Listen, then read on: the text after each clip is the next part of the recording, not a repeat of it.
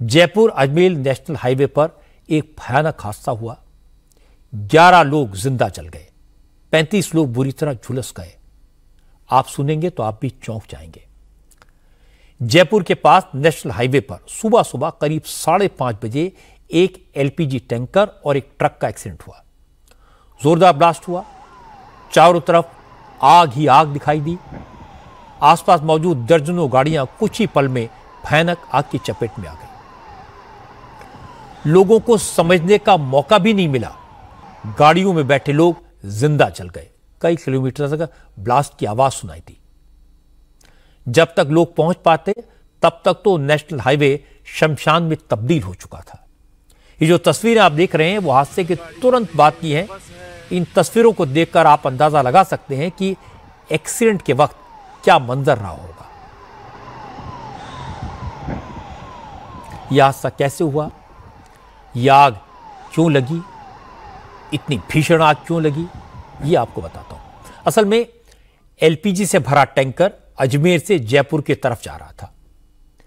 Tanker को आगे factory area की तरफ जाना था, इसलिए टैंकर के ड्राइवर ने हाईवे पर बने कट से यू टर्न लिया।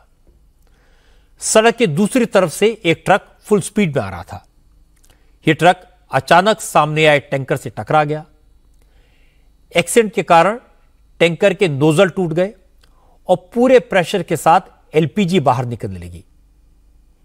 इसी दौरान एक और ट्रक ने हादसे का शिकार हुए ट्रक को पीछे से टक्कर मारी।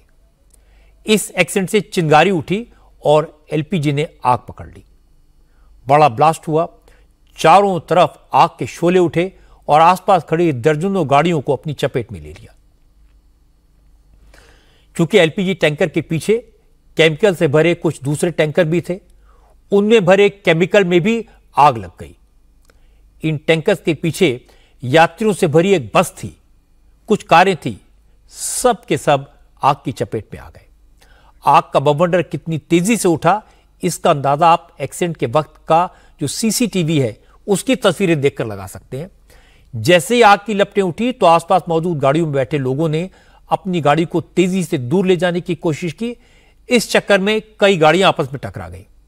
चूंकि चारों तरफ एलपीजी फैल चुकी थी, गैस थी, इसलिए करीब 37 गाड़ियां आग की लपेट में आ गई। आग इतनी भीषण थी कि फायर ब्रिगेड की 20 से ज्यादा गाड़ियों को आग पर काबू पाने में 5 घंटे से ज्यादा का वक्त लगा। यह हादसा कितना भयानक था, इसका अंदाजा आप इस बात से लगा सकते हैं कि जो बस इस आग की चपेट में आई, उसके ड्राइवर को इतना भी मौका नहीं मिला कि वो सीट से उठकर भाग पाता। बस का ड्राइवर सीट पर बैठे बैठे ही पूरी तरह से जलकर भस्म हो गया। उसकी डेड बॉडी भी नहीं मिली। शरीर के जले हुए हिस्सों को थैले में भरकर मॉर्चरी में भेजा गया। बस का कंडक्टर और कई पैसेंजर्स भी लापता हैं। एक कार में सवार लोगों का भी यही हाल हुआ। उनकी जली हुई बॉडी पहचानने लायक तक नहीं बची। जिन लोगों ने इस हादसे को अपनी आंखों से देखा, जो लोग मौके से अपनी जान बचाकर भागे, उन्होंने बताया कि एक्सीडेंट के बाद ऐसा ब्लास्ट हुआ कि रूह कांप गई।